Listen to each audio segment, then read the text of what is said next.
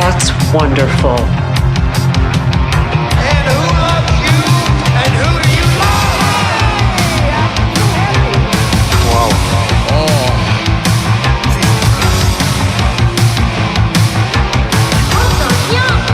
I love necklaces. Wow, this is a freak show.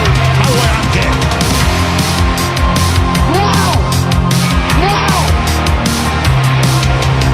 Live from the new kingdom. Everybody see Richie? Our Big Dumb Mouth podcast. Now, here's your hosts, Midnight Mike, Joe, and Rich. That's an official Sticks prediction. Carrots love tomatoes. Carrots love tomatoes.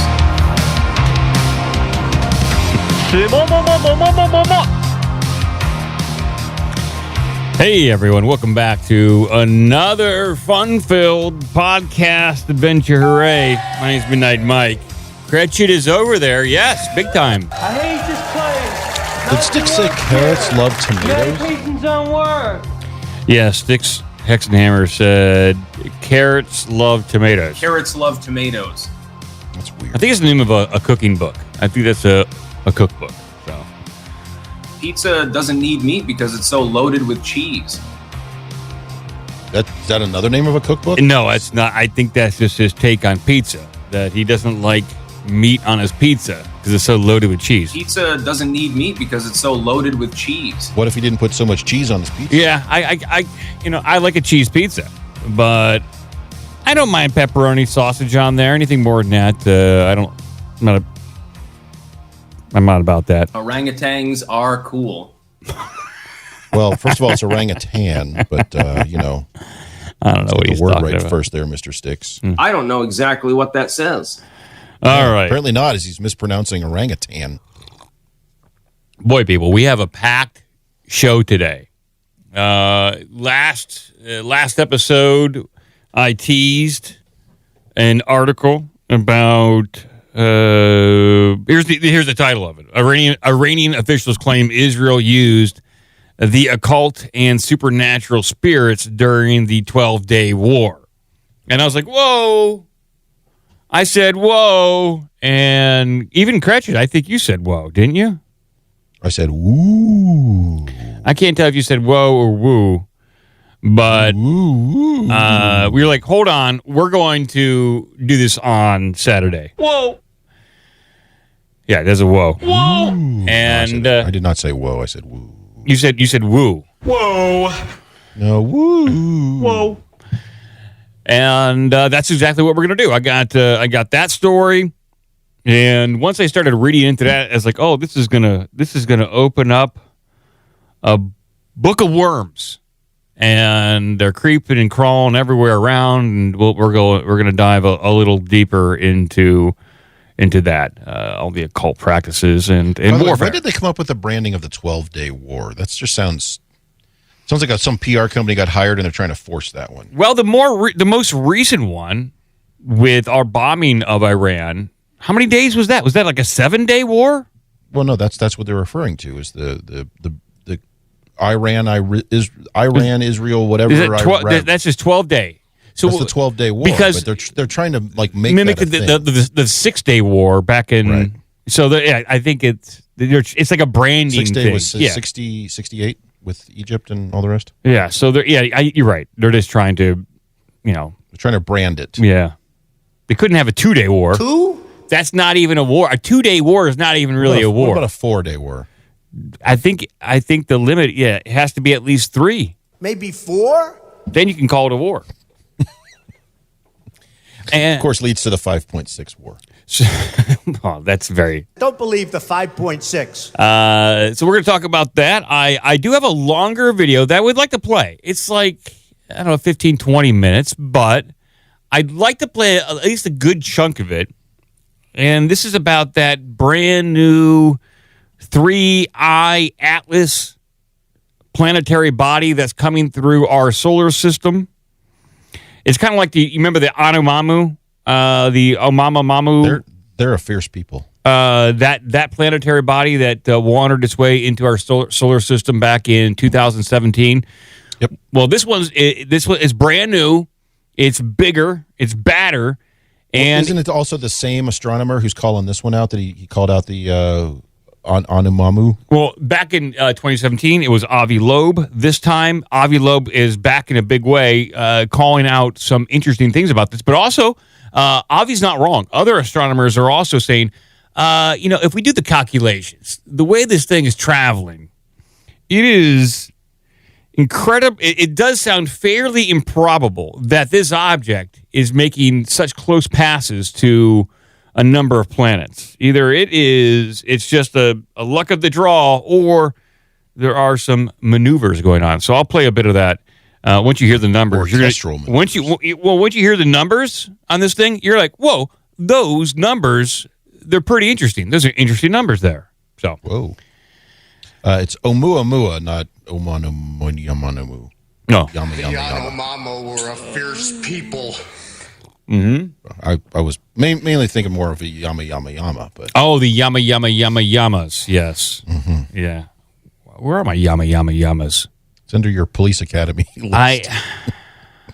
They should be on patrol. They should be under my TV movie sound card, but they're not. I mislabeled them. They're probably under where they at. They're under. If you update the version of that software, there's a search engine built into it. You can just type. Yama, yama, yama, yama, yama, yama, yama, yama, yama, yama. Police Academy 4, Citizens on Patrol, which is a strong entry into the Police Academy franchise. Okay, starring David Spade.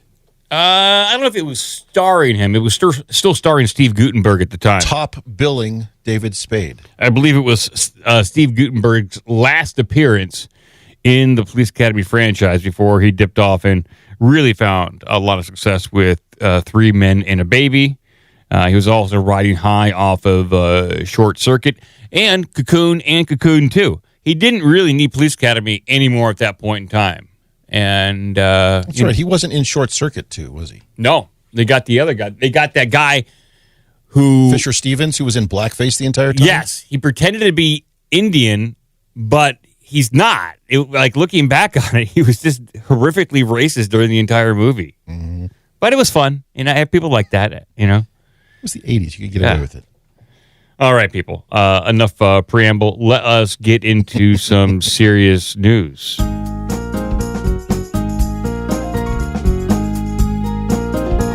So, let me bring open this this article here, and we're just going to get into some strange stuff. Fisher Stevens has an Academy Award for a Best Documentary. I did not know that. Talented guy. I guess. Talented guy. I thought it was going to be Academy Award for Best Racist Makeup. You should have wore something for that. He did a fine job of acting in that entire movie. Yeah. He and C. Thomas Howell were only nominees for that one. Soul Man. There it is. That is the movie. I saw that many times growing up. That was about affirmative action. It was a very political movie at the time. But well, here's the headline here, people. Iranian officials claim Israel used the occult and supernatural spirits during the 12-day war. Oh, really? Yes, the Ayatollah Ganji is making these claims. Yes, a senior Iranian official claims that Israel deployed the occult and supernatural spirits during its war with Iran. Iran International reported on Friday. Ayatollah Ganji, former editor of the IRGC-linked newspaper, Javan, told his 150,000 followers on X on Wednesday that a strange phenomenon had taken place during the 12-day war. After the recent war, a few sheets of paper were found on the streets of Tehran containing talismans and Jewish symbols, he wrote. In the first year of the Gaza war, news had also leaked out about Netanyahu meeting with occult specialists. Okay, so, this is what they're claiming. This is what the Ayatollah is claiming on Twitter. Quote, a few years ago, the supreme leader had stated that hostile countries and Western and Hebrew intelligence services use occult sciences and jinn entities for espionage. The Mossad official on an X account in Farsi replied to the Ayatollah Tuesday, quote, using drugs and talking to the jinn are not desirable traits for someone leading a country, they wrote. Okay, that's not a denial. They're just saying it's not a desirable trait for someone leading the country. It doesn't mean that they're not using drugs and talking to the jinn. They're just saying... Yeah, read that again. Read that, the accusation and the response. So that is interesting. The accusation by the Ayatollah on Twitter is that a few years ago, the supreme leader stated that hostile countries and Western and Hebrew intelligence services use occult sciences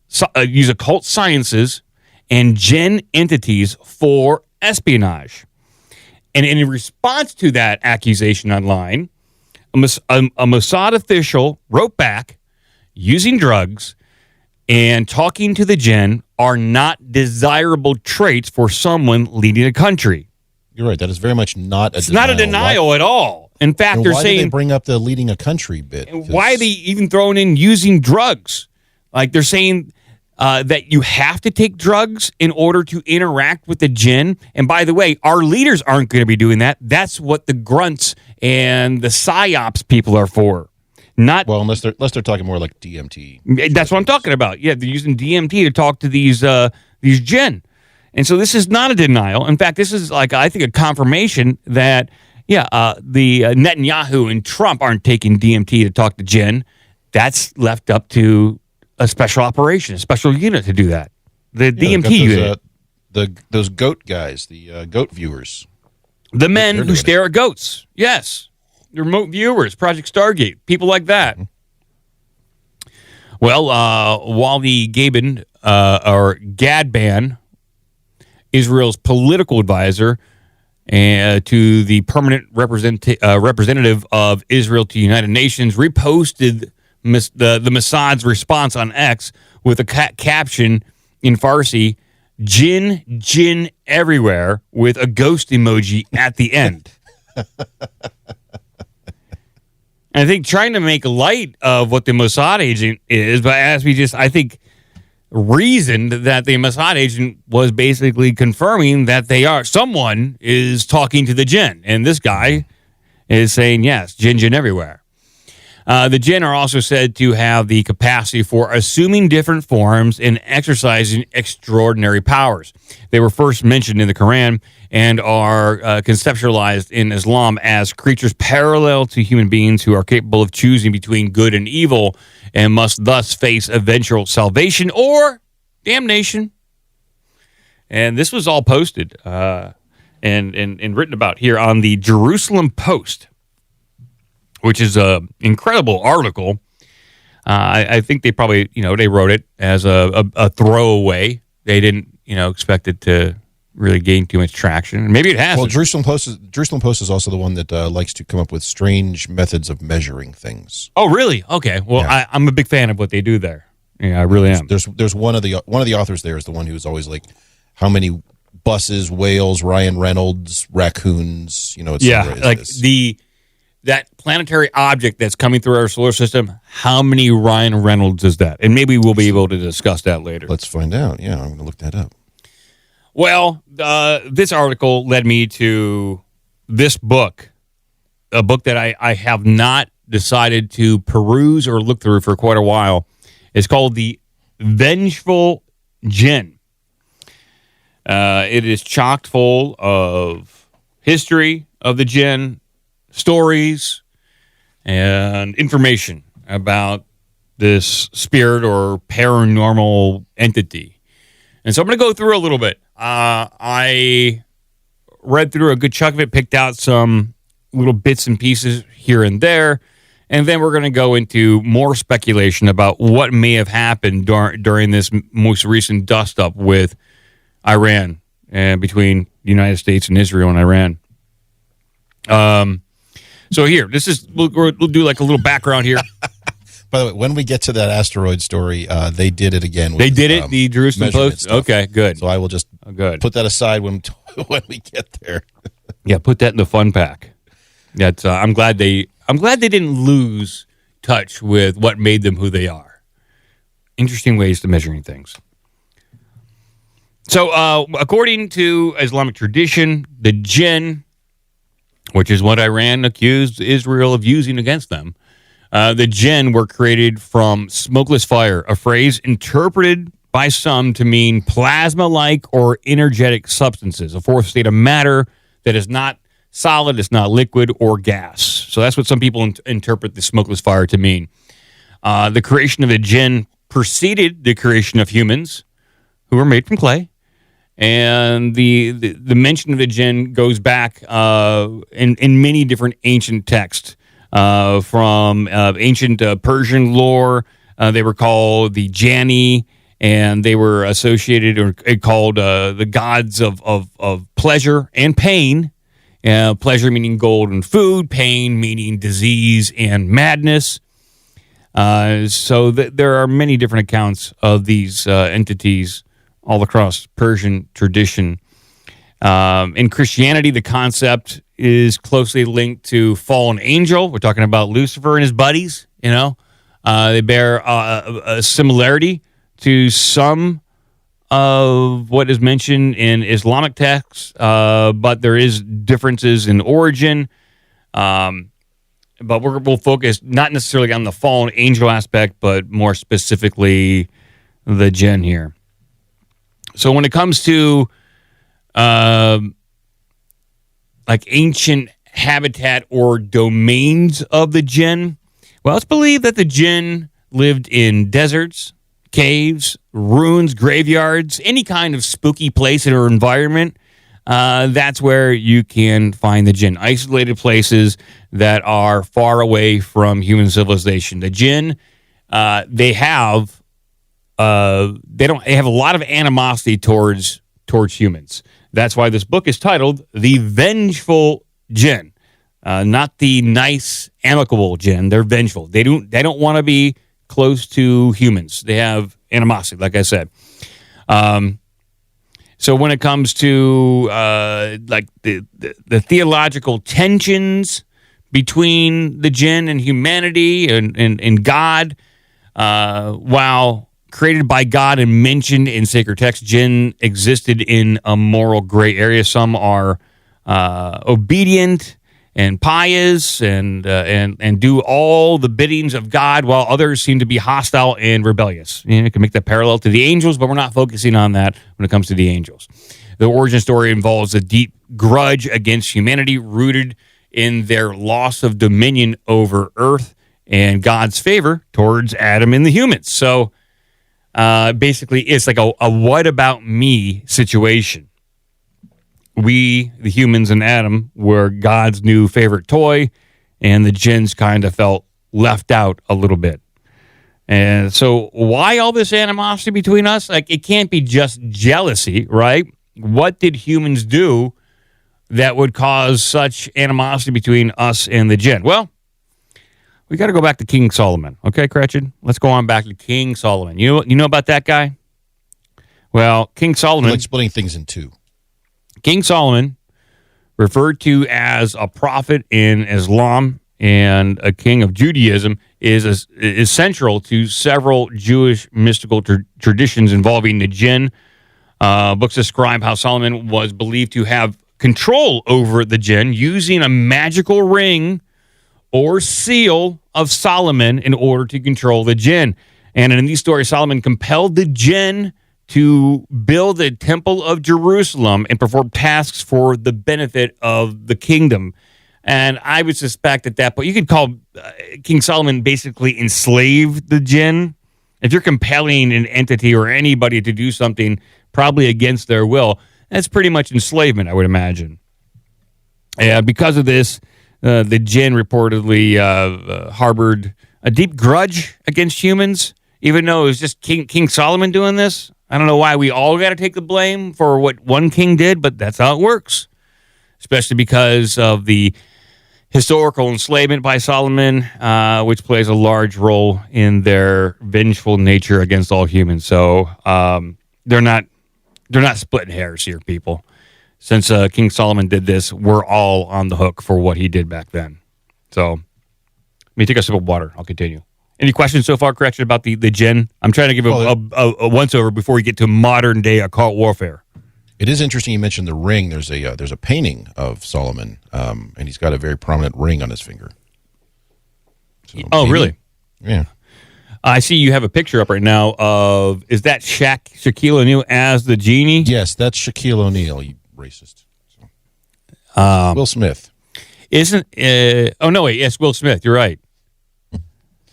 Isn't this a Mandela effect thing? Like this didn't really ever happen? Or is that... No, that's the one about... Shazam. The Shazam movie or something that was never made or whatever. No, starring... Sinbad? Sinbad, yes. Like yeah, that? yep. Yeah. Sinbad, you got it. No, this is from and I'd forgotten about it. Disney made a live-action version of the Aladdin movie a couple of years ago, and this was their genie. Well, back to the genies here. Back to the Djinn. So people will, when you read into the Djinn, the effects, the paranormal relationship that the Djinn have on the environment, and even people's encounters, you'll start to see a parallel between the genie, and possibly the UFO phenomenon. It's hard to separate the two. A lot of reports seem to parallel both types of encounters, Djinn and UFO. So here's just like maybe one or two brief encounters that people have had as of recently with the Djinn. So this is a story about a middle-aged man living alone in the American Midwest. He began to experience something strange. A dark, immobile figure standing at the side of his bed each night. At first, he thought it was a dream. It was the result of sleep paralysis, but the presence was too consistent. It stood in the exact same place, never moving, yet radiating an oppressive energy. As nights went on, he started to feel being paralyzed with fear, unable to move or speak during these visits. The room would grow cold and be filled with static. And on one occasion, his bedside lamp exploded. He consulted paranormal researchers who ruled out typical haunting phenomenon and instead proposed the Djinn presence, something not human, interdimensional, and deeply intelligent. The Djinn seemed to feed off his growing anxiety, appearing more frequently and causing vivid nightmares involving fire, ancient symbols, and twisted faces. The phenomenon ended only after he underwent a cleansing ritual followed by a full relocation. So he moved. He got the hell out of there, and he's like, okay, yeah, I'll do a cleansing ritual, but I got to hire some grandmas in a truck to get me the hell out of here. Set fire to the house and burn it down. That helps, too. The presence did not follow him, but he continued to suffer mild trauma and insomnia for months afterwards. So that's just one little kind of, you could say it's a haunting, night paralysis. Most people would probably, in the West, attribute that to maybe a demonic presence, but the researchers said that was a Djinn. So the second encounter, this has to do with the Hudson Valley Lights. And the Hudson Valley Lights is one of these UFO events that came in a wave of UFO activity in the Northeast. And it had a wide variety of different types of phenomena. But most revolved around UFO and alien-like creatures. But this one, the Hudson Valley Lights and the Djinn.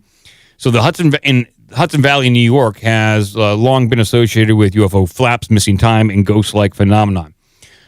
One woman living near Stone Chambers reported a recurring sightings of floating orbs that danced around the woods near her property. One night, she was jolted awake by a buzzing hum, which is often associated with UFOs. An orange-red fireball drifted through her living room and the wall. As she watched it, it began to spin and morph into a glowing humanoid figure, with burning red eyes and elongated arms. She felt pressure in her chest and said it was like the entity was pressing into her soul. The authors believed this wasn't a ghost or an alien, but a djinn taking form via dimensional bleed-through. These orbs were likely energy signatures of the djinn, and the valley's ancient stone chambers may have been resonant points or portals where the djinn can briefly materialize. Witnesses often describe lights as intelligent, evasive, or reactive to thought, supporting the idea that these are sentient interdimensional beings, not craft. So there's balls of light, intelligent plasma balls that are really just a container that can eventually take form if they so choose, or have the ability, depending on the point on Earth that they choose to be seen. And there's plenty of other djinn encounters, and I won't go through each and every one of them. But like I said, there are parallels between the djinn and aliens and UFOs. It's hard to distinguish the two. I guess you really gotta get it down to the nuts and bolts of it. They often are very confusing. Like there's both. You can say, hey, these have interdimensional origins. Both have the ability to do shape-shifting or deceptive appearances. Both can be accused of being paranormal tricksters with behavior. They also inhabit areas where there is paranormal activity or poltergeist activity. We're talking about also they share telepathic communication. Both aliens and djinn communicate telepathically. Witnesses describe it receiving messages in their mind or in strange symbolic dreams. And they both have been associated with around UFO craft or dimensional projections where they can travel in and out of this reality.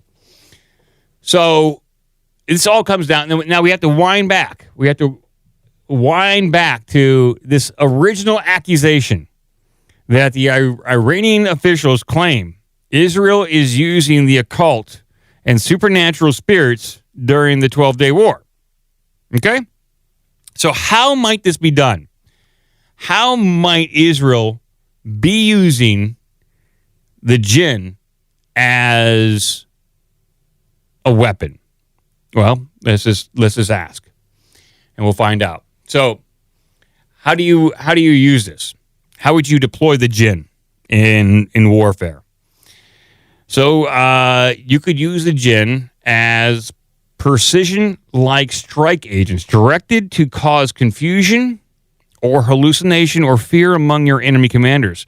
They might scramble communications, distort GPS, or disorient soldiers via electronic, or energetic interference. You can also use the djinn as targeted psychological warfare. Djinn could induce terrifying dreams, generate apparitions, or mimic voices of dead comrades. This would disrupt morale without a single bullet. And you also could use the djinn if you had the Ring of Solomon to do invisible reconnaissance or espionage for you.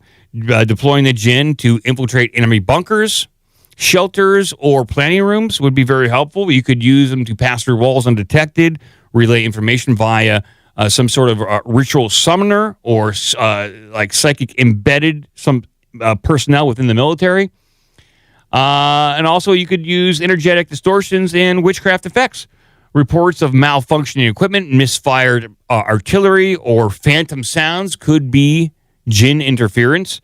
In the Iranian accounts, this would resemble black magic, invoking pre-Islamic fears and superstitions, which I could definitely... So hypothetically, even if none of these tactics work, they're not really channeling the djinn. But the psychological operation could be valid. That they're dropping leaflets, they're dropping pieces of paper that would lead a devout follower of Islam to think that Israel and the United States are, in fact, using djinn. That's a huge psychological win on their part, on the part of Israel and the United States, wouldn't you say? If they're like that devout with their religion. Well, it's general psychological operations to kind of get people to, in theory, question the validity or question the futility of engaging in open combat. Yeah. So for like Hezbollah and the Iranian fighters, belief in the jinn is deeply rooted in their Islamic culture. The accusations feeds fear and religious paranoia. A supernatural enemy is harder to combat. You can't outrun it. And even prayers, they might fail. This could lead to internal purges and suspected jinn summoners or loss of morale among the ranks. For Israel, this suggests a new frontier in psychological warfare, not just fifth-generational informational warfare, but spiritual warfare, which it does appear that they may be using. And what people have claimed that Trump is actually doing, like people are claiming that Trump attacked Iran on behalf of Israel in an effort to fulfill some sort of Christian prophecy to bring about, like that attack was to bring about the end of days. It was some sort of attack that had to be done in order to fulfill end-time prophecies. I don't know anything about that. That's just the accusation, but it would fall in line with spiritual warfare. That's for sure. And so what does this mean all for us? Well, if the jinn are deployed, then warfare is no longer confined to this, the physical realm. Forces once relegated to folklore are now strategic assets. And can you imagine having to be in charge of a battalion of jinn and deploying them? It'd be incredibly frustrating. And it's probably like herding cats. You know, these people don't like you, the jinn don't like you, and they're only listening to you because you got the Ring of Solomon. And in order to talk with these guys and give direct orders, you got to take a bunch of DMT, try to talk them into going over there and spying for you and reporting back. It is a whole big mess. And it sounds salacious, but according to the Mossad agents, the leaders aren't taking drugs and talking to the jinn. Someone else is doing that. So there you go, people. That's what I got. Any questions, Cratchard? Because this is crazy.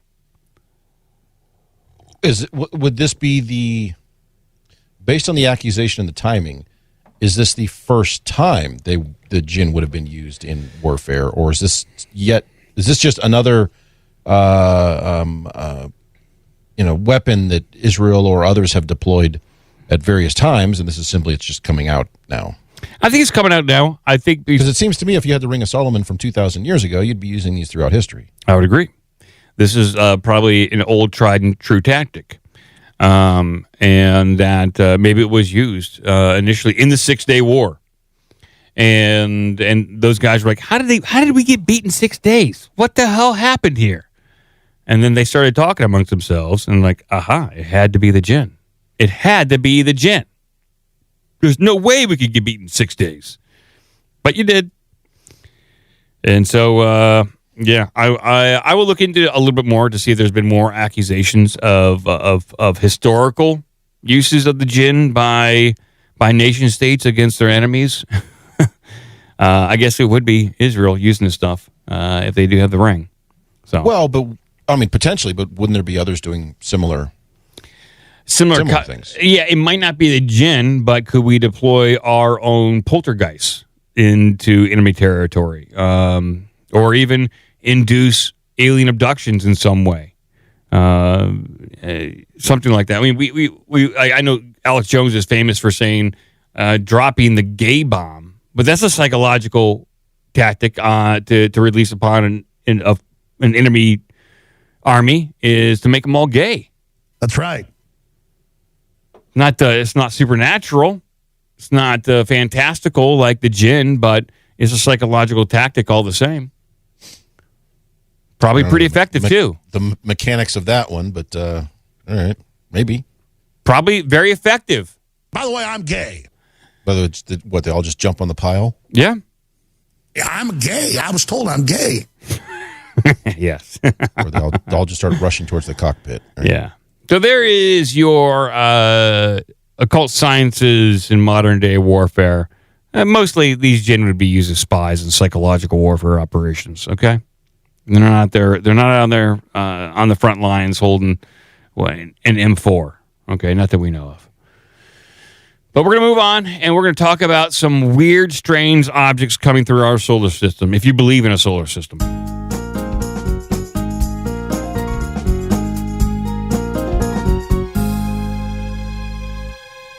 You believe in space, don't you, Cretchen? Yeah, you have to get through the firmament to get up. Yeah, it takes a little bit of effort, a little bit of work. Once you get there, it's worth it. It's very spacious up there. A lot of room to stretch out. Lots of elbow room. Yeah, lots of elbow room. But I'm going to play a bit of this YouTube video. And we're going to sit back, relax, and enjoy and listen. It's a bit longer, but I think it might be worth it. And I'll stop it periodically so we can chit-chat about it. I'll bring this up on screen, please. Just give me a moment, please. Stop rushing me. I'm going to get it done. Here we go. Okay. All right. Hold on a second. Here we go. All right. Here we go. Oh, yes. Coming up on screen, people. All right. End of the world coming up.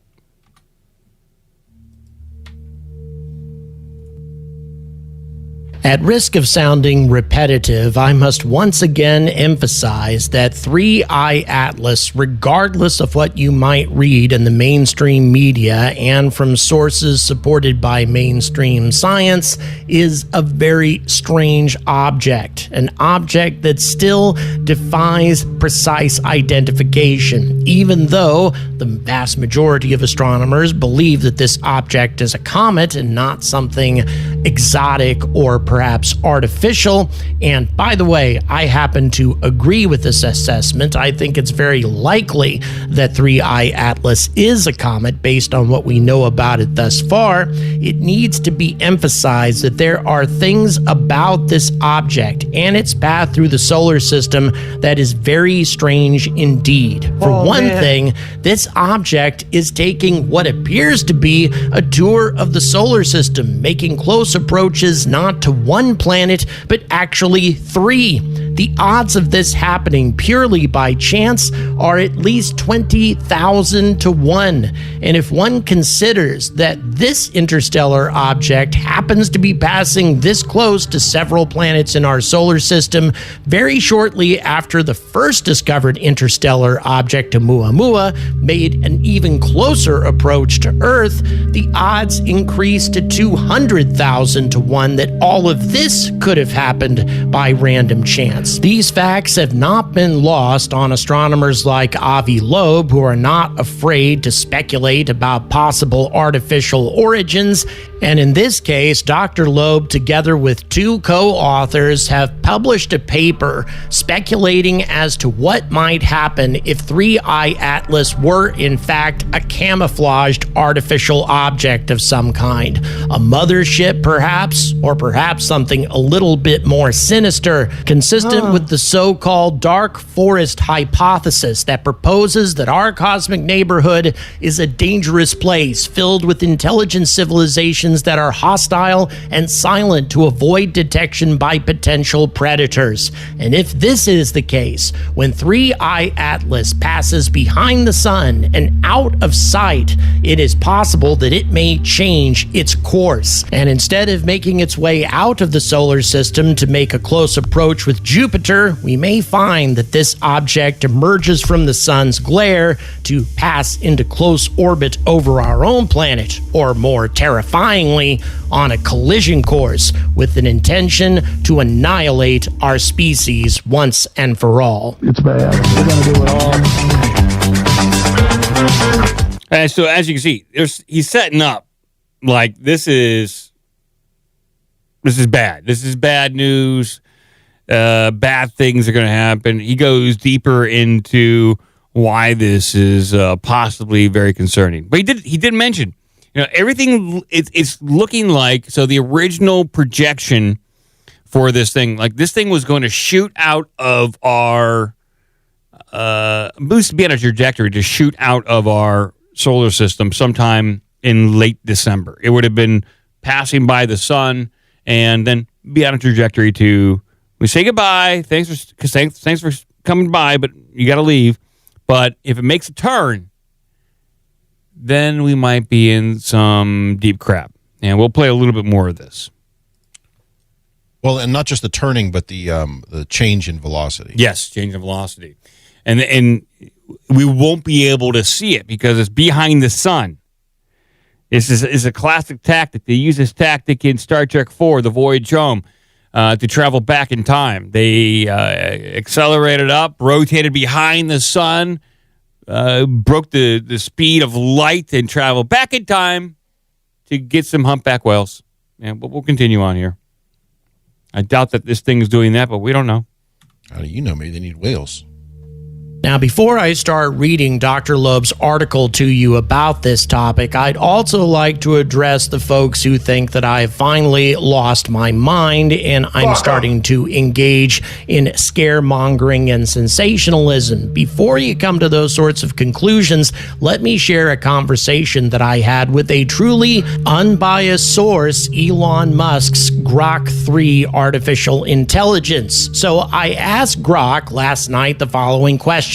What are the odds of an interstellar object passing less than 1 astronomical unit from Mars, Venus, and Jupiter in the same journey through our solar system? Grok had the following to say. First of all, the probability of an interstellar object passing within 1 astronomical unit of a single planet depends on the cross-sectional area of the 1 AU sphere relative to the solar system's volume. The inner solar system out to Jupiter, which is 5.2 astronomical units away, has a volume of 588 cubic astronomical units. Don't believe For one the planet, 5.6. the probability of a random trajectory intersecting a 1 AU sphere is roughly proportional to the ratio of the sphere's volume to the solar system's volume adjusted for the object's hyperbolic path. For 3 planets, the probabilities multiply, but alignment constraints, the planets must be in the right positions, further reduce the odds. The final estimate that Grok came to,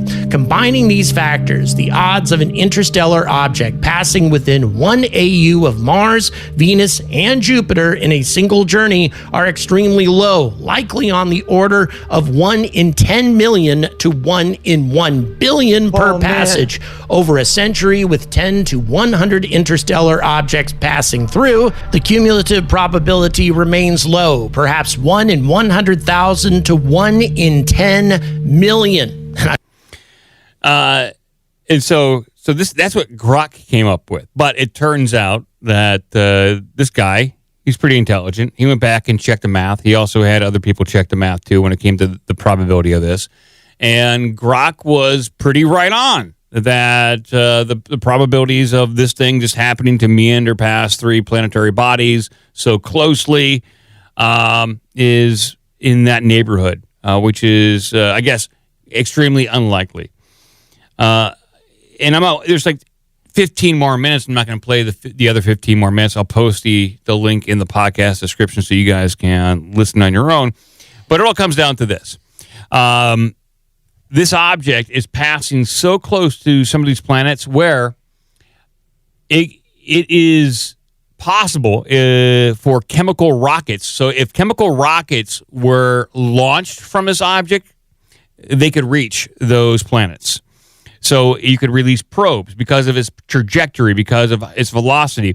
It would be able to release other smaller probes. You can even call it drones. And those things would have to expend much less energy to get to their planetary target in order to do reconnaissance or check things out or anything like that. It's in a really good path and trajectory in order to deploy more reconnaissance, if that's what it is. So very fascinating there.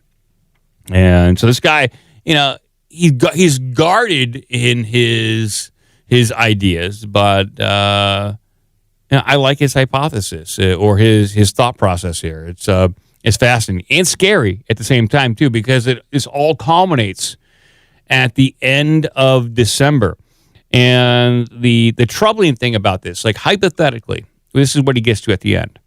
If this object goes around the sun and it does make a change in trajectory and velocity and starts to head to Earth which it could, we wouldn't know for quite a while because we, for the most part, most of our optical telescopes would be blinded by the sun. And this thing is using camouflage. So that it would be camouflaged by the sun at that point. And just coincidentally, the reason why we couldn't pick this up is because this thing was originally coming in at an angle that there was a lot of background light from the Milky Way galaxy. So it just coincidentally, we couldn't pick it up until it was too late, or else we may have been able to send out probes to check it out. But because of all the background light, we didn't pick it up until it was almost right on top of us at this point. So he makes a lot of good points. Yeah, it's a little scary, but we'll find out. We're only like 6 months out, people. All right, we'll find out pretty soon all about this stuff. And I think within the next 2 weeks, they're going to be using the James Woods, or is it James Woods personally. The James Wood telescope with binoculars. No, it's the James Webb telescope, isn't it? James Webb. Yes. Yeah. Woo! I like James Wood telescope. Well, James Woods telescope would be better. Let's go with that one. You just post stuff on Twitter. He's going to be looking at this thing too. So we got top guys on this thing. James Woods. He's in Mensa. He's a smart guy. You can look that up. That's true. So, I wanted to bring that up for people. Interesting. And we'll move on to some other stories. I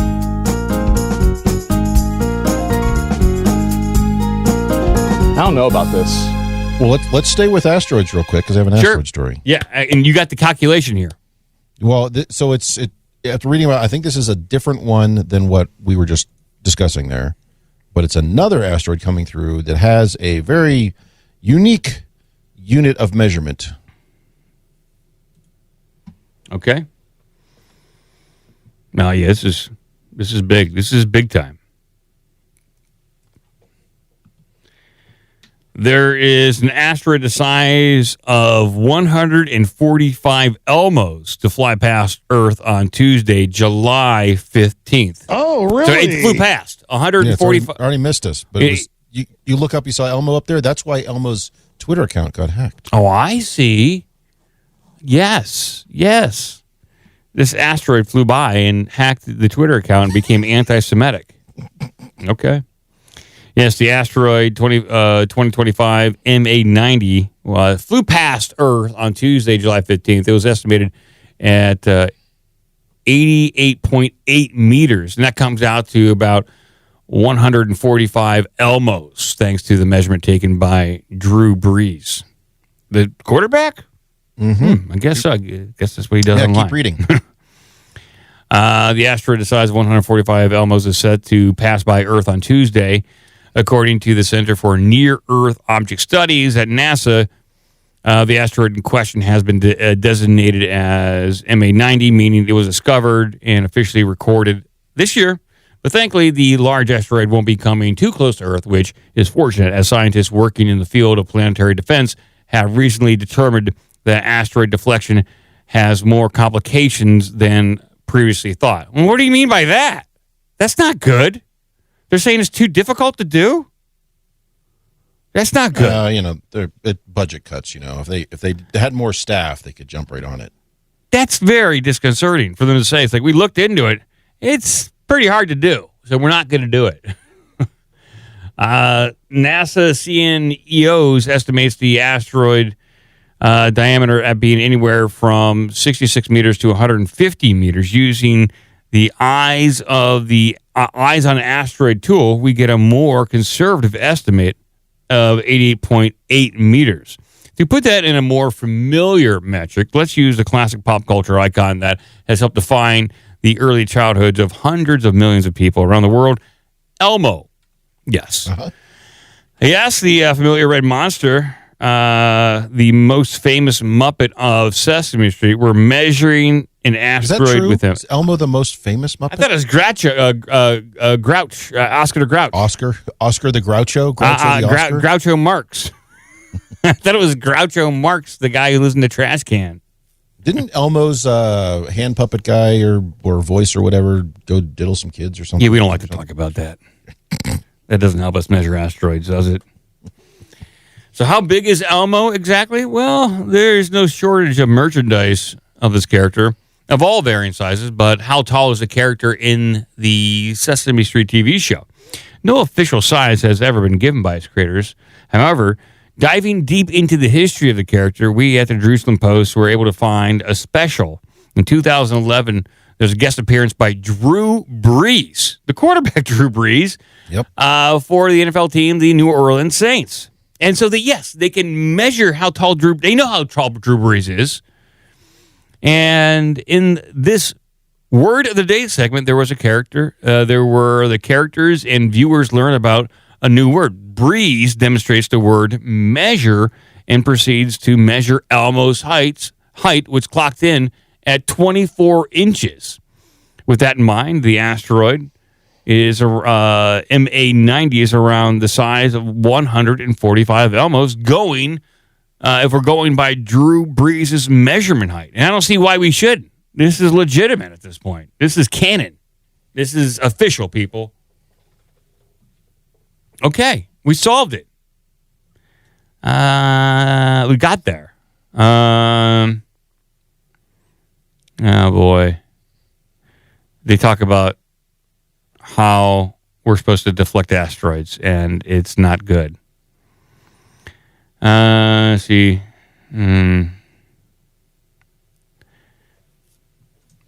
Oh, boy.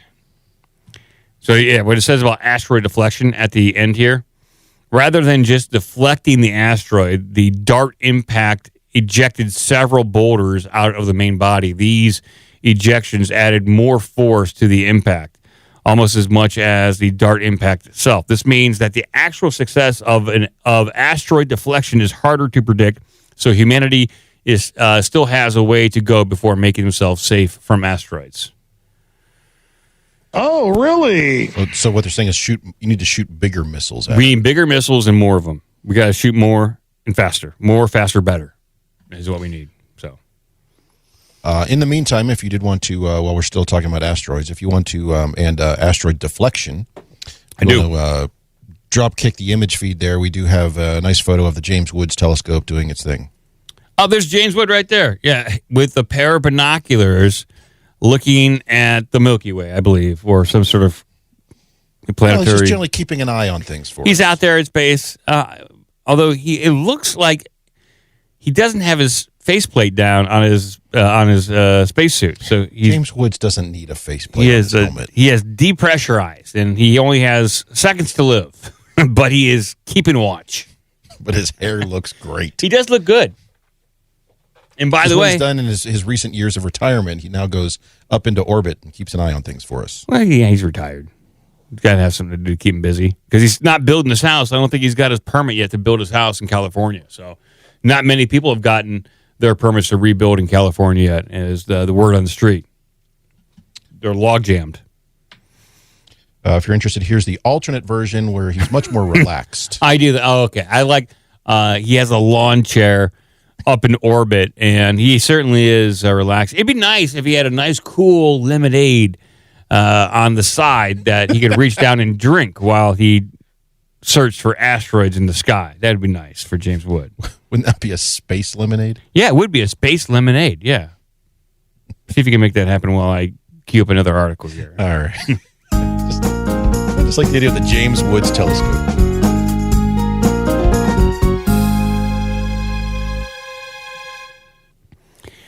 All right, so there's some headlines here. I was just scammed by Hyatt Hotels. That's a headline right there. I love that headline. I read through it. I might say that for Wednesday because it's so weird and so scammy that we gotta go deep on it. And I don't know if we have time to go deep on it today. We went deep on the Djinn and Iran. I don't got time to go deep on Hyatt hotels scamming people, and not just Hyatt hotels.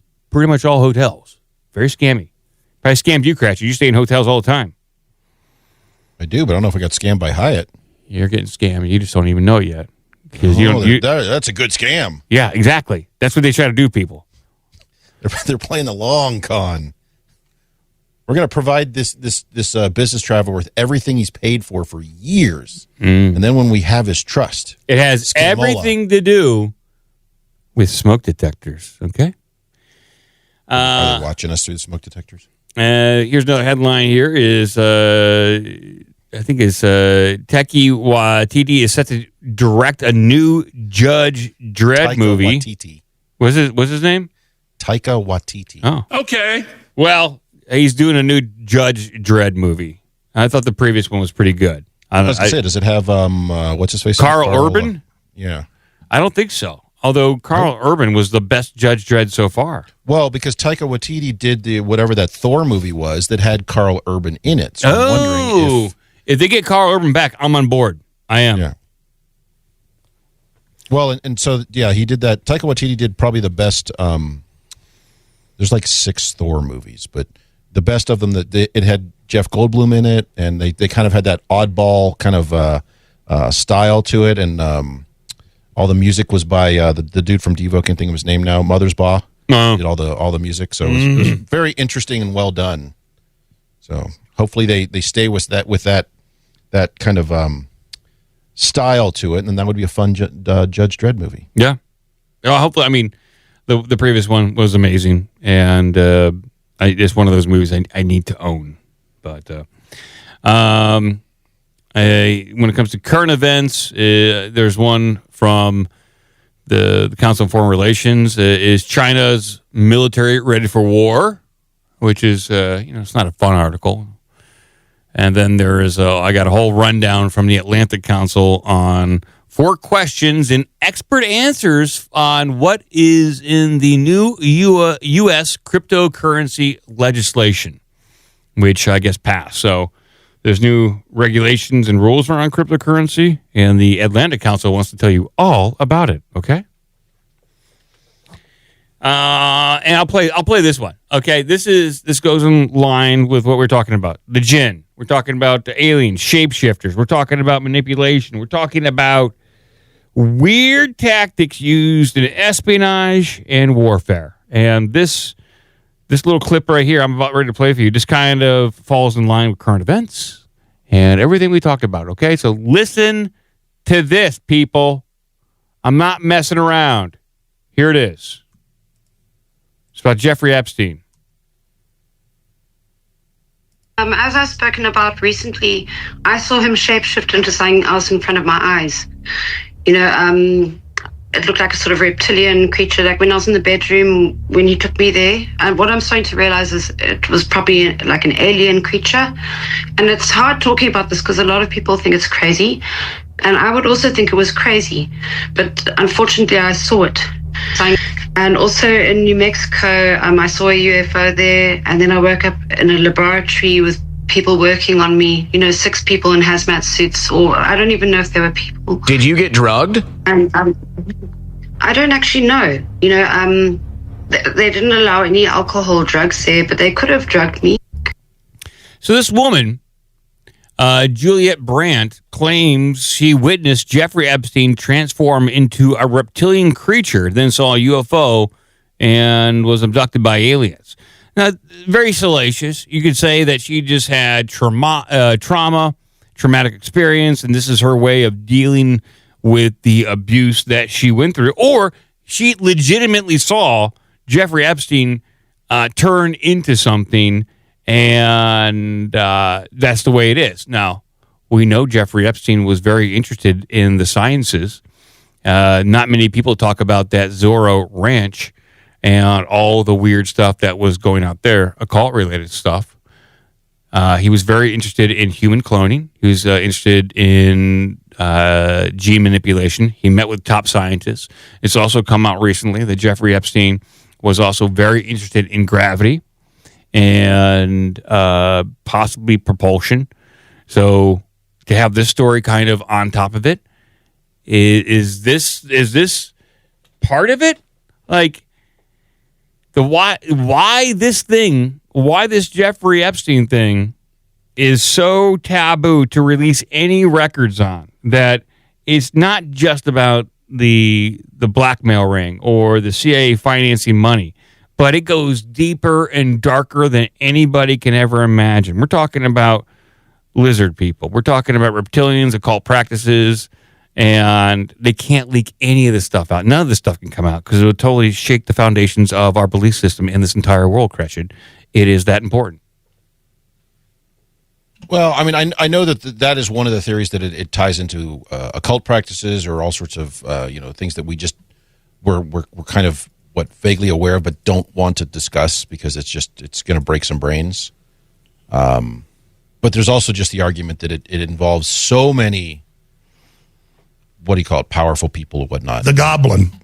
So many goblins that there's no way to kind of unwind that. Once that stuff starts coming out, it's like, well, how do you respond? It's the same reason they won't unwind the 2020 election. Yeah, I agree.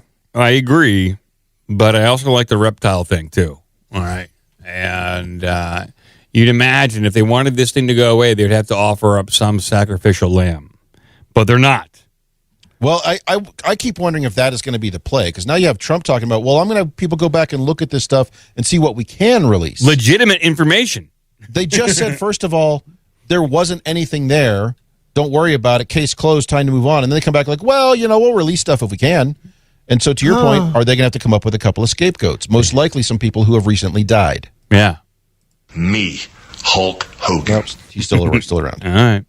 They blame it all on Andre the Giant. Yeah, he could get the job done. He would do it.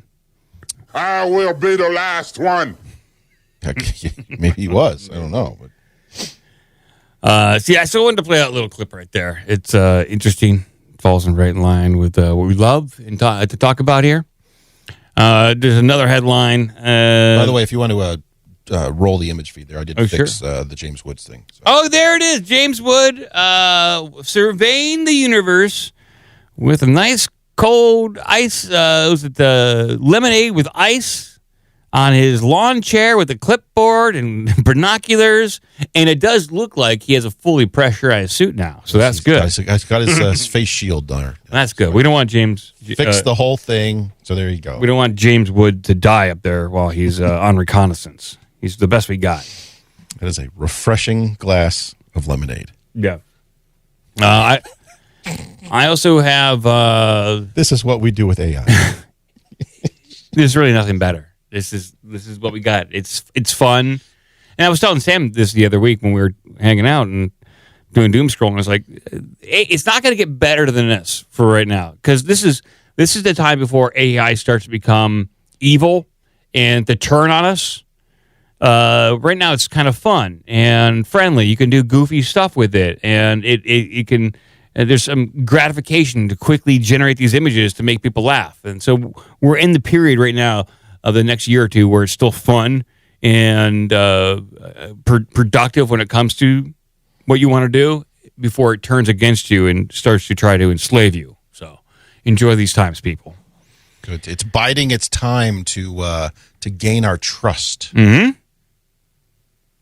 I also have a lot of moon stuff that I want to talk about, probably next show. Moon stuff? Yeah, moon stuff. A lot of moon videos I want to go over. Elon Musk saying that the moon landings were a historical anomaly, which is an interesting statement to make. Like an accident? That's what I would take it as. If you call the moon landings a historical anomaly, I would assume that to be like it shouldn't have happened. It's an anomaly. And typically, like in science, where there's that many people involved, there's probably shouldn't be a lot of anomalies. You expect results. You expect repeatable results. And having an anomaly like a moon landing doesn't sit quite right with what we know. So for him to say that, he's a rocket guy. He's a rocket man. Very interesting. And we'll talk about the moon. We'll talk about where that thing came from, maybe who built it, and what it's for. It's a giant Dyson sphere, that's what it is. Well, there's a lot of movies. We'll talk about that. And then when it comes to FOIA requests and the Pentagon, well, the Pentagon has instructed its staff to ignore the Black Vault and his FOIA requests into UFO and UAP inquiry. So Black Vault very prolific in his requests against the Pentagon and just the executive branch in general when it comes to UFO knowledge and UFO documents. The Pentagon saying, ignore this dude. Ignore John Greenwald. Don't reply to him, and we'll just move on. So I don't even know if legally they can do that. They might be breaking the law with that. I think they would have to respond. So what they may mean by that, by ignore, is the deny and deflect sort of methodology, where they will respond by saying that things can't be released due to national security or whatever. Which they, the FOIA requests have been that has been a response in the past. So, Yep. And so I'm going to bring this one up. This is a strange story, and then we'll probably take some phone calls.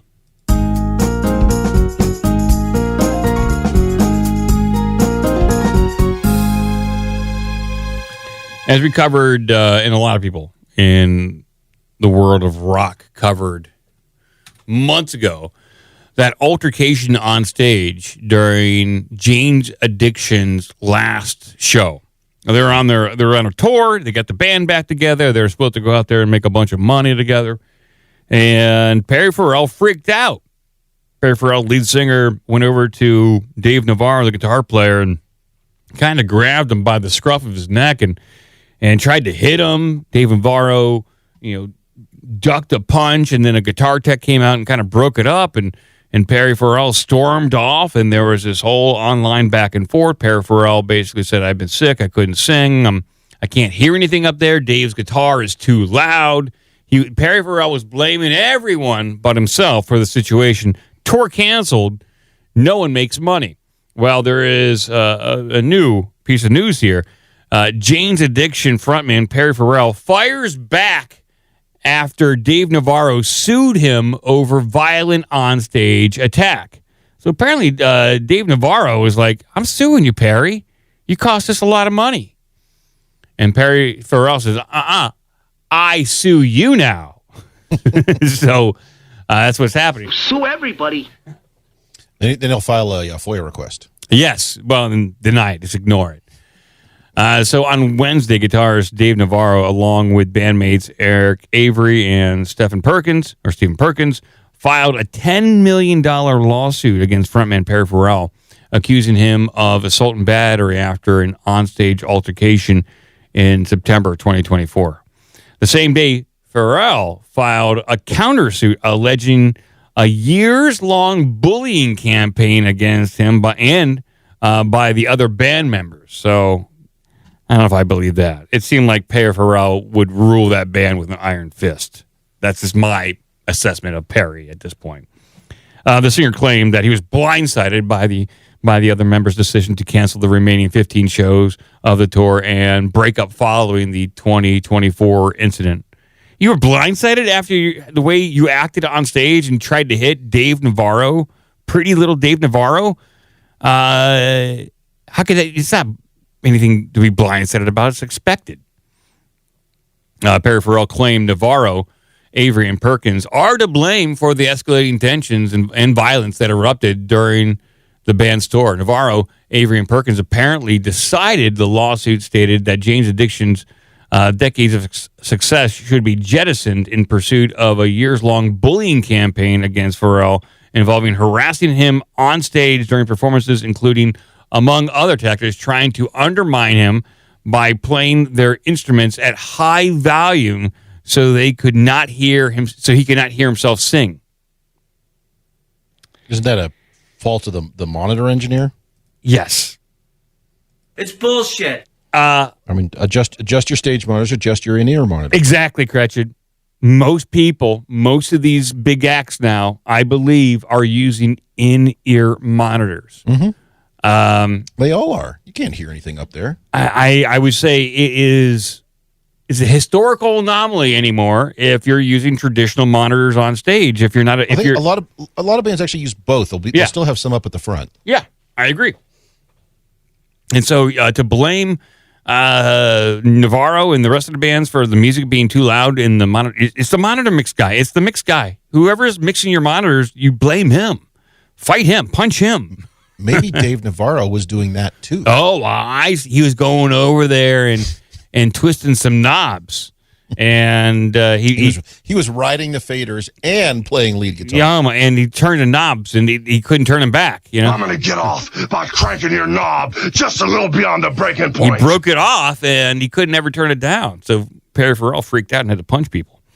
Well, Farrell alleged that Navarro and Avery actually assaulted him, turning the stage into a toxic environment, and said the situation went from hostile to defamatory when the other members of the band publicly accused him of struggling with mental health issues in the aftermath of the altercation. Well, I think he's an admitted heroin addict, which I don't know if that's in and of itself a mental issue, but addiction is, and it's common knowledge that Perry Farrell has struggled with drug addiction. Same with Dave Navarro. Everyone in the band it's not unheard of for rock bands to be, partaking in chemicals. Really? I know it's news. I know straight shooters. What do you call it? Straight edge. The very few straight edge bands back from this era. I'm sure a lot of them are clean now. I would say well, when you get into your 60s and early 70s, it's difficult to keep that up. It's very few. I think Keith Richards is one of the few. Well, he has all the heroin in him. Yeah, he loves it. I have to do it. He has to maintain a certain level because his body's now used to it. It's not. Yeah. If his blood isn't 18% heroin, it's at this point in the 70s. If it ain't broke, don't fix it, and it's working for him. So I would, if I was the doctor to Keith Richards, you got to keep doing heroin, dude. It's working for you. Not sure his doctor would say that, but that's why Dr. Mike is not legally practicing. Is that why you lost your medical license? Yeah, I'm not legally allowed to say that. So yeah, this is going back and forth. I'm going to pay attention to it. I mean, this is a long article from Fox News and the back and forth between these guys. And I know a lot of people care about Jane's addiction. I was never a huge fan of their music. They had a couple of good songs. I know some people were just diehard Jane's Addiction fans. I'm not. I like some of their music. I like them more as personalities than musicians. That's just my take. You're not a big fan, are you? Are you, Cratchit? I'm familiar only with the one hit that kind of crossed over the Been Caught Stealing. So Yep. What about Jane Says? Jane Says? You know that song? I'd have to hear it to know. I can give you a little sample of it. Yeah, get us booted from YouTube. Yeah, just a little. Jane says, I'm gonna kick tomorrow. He's got a great voice. He's got a very distinct. He did. Yeah, he did. He had a very distinct voice, which is what you want in a rock band. So, that happened, people. And we'll stay on top of that. This is critical information for all your music needs. But we're going to move over and we're going to open up the phone lines to talk to some people.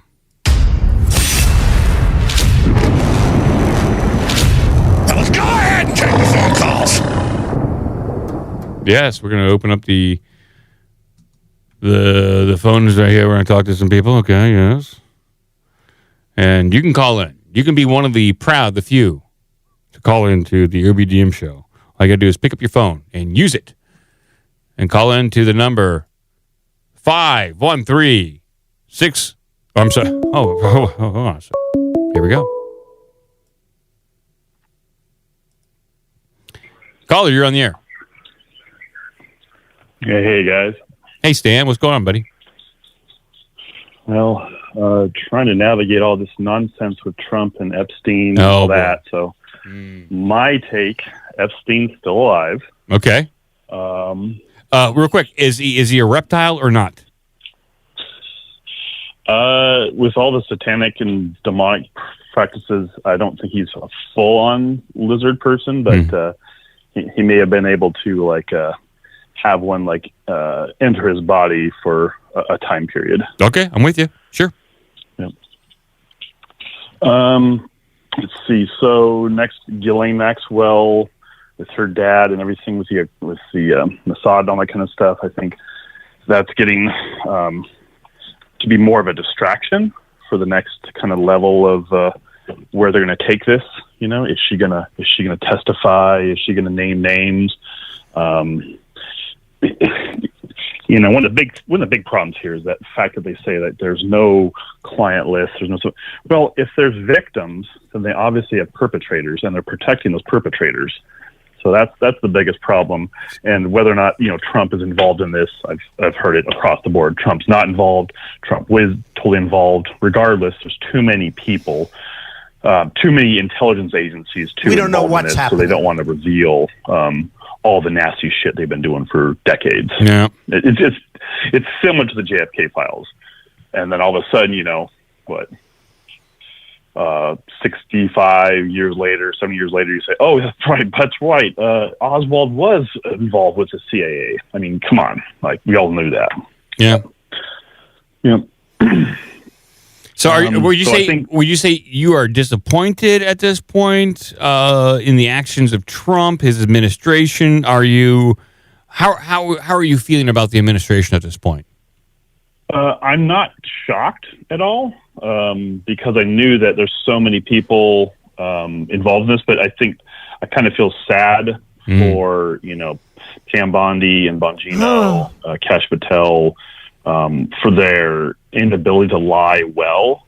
They're really bad liars. Yeah, they suck. Yeah, and what they're going to do eventually is they're going to have their scapegoats. They're going to have people quit or get fired, and then it's going to be like the move on now. Okay, well, so and so, it was the reason it screwed up. It deflects off of the actual who's the perpetrators. Why was Bill Gates at the island so much? Why was Bill Clinton there? Why were so many other people there? It doesn't matter if they're left leaning, right leaning, non-political. The billionaires that are involved in this, and if you go back to the Epstein, what his whole career was started off helping out billionaires before he was like a teacher getting stuff. So all the people he's been linked to, you have to look at all this stuff, and it just stinks to high heaven. Yep, it's a broken situation, and the government is protecting itself. This is not anything new. This was already known. Right. And I think that Trump likes to live in a lot of denial about this. And I think the next thing they're talking about is like Melania was doing this with Epstein files. So they're going to do a bunch of salacious lies, and then they'll kind of justify, say, "Oh, see, that was a lie. How dare you defame us?" I'm really impressed. I'm really impressed with that. The mainstream media and the Democrats are all on board now with transparency, even though they've had like almost a decade. They've had like the Obama administration to help clean this up. They had all of Joe Biden's presidency with access to the files to help clean this up, and you didn't hear a peep. You heard nothing out of them about this until right now.